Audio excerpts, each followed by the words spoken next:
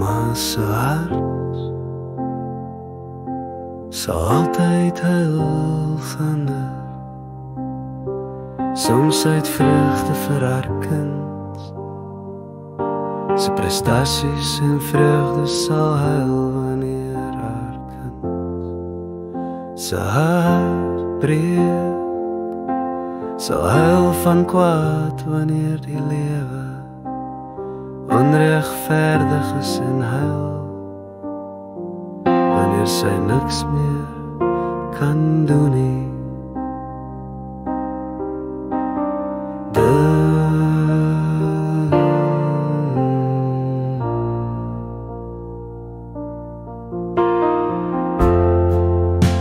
Dis maar die hart van 'n ma,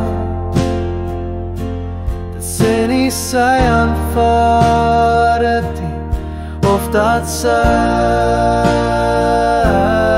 nie verstaan.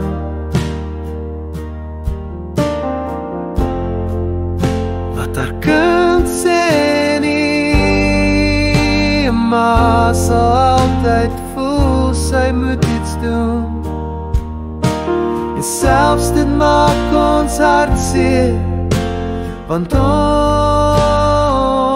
is net stoffelike mense wat weet, ons kan nie.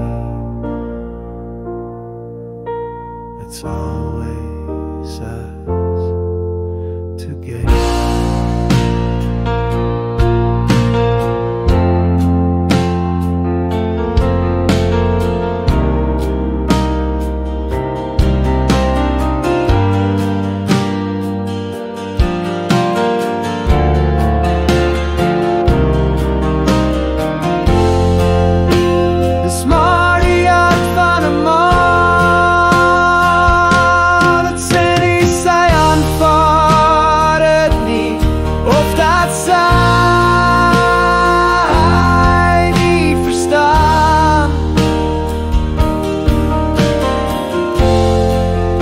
Wat haar kind sê nie, 'n ma sal altyd voel sy moet iets doen. En selfs dit maak ons hart seer, want ons is net stoffelike mense wat weet, ons kan nie. It's always us together.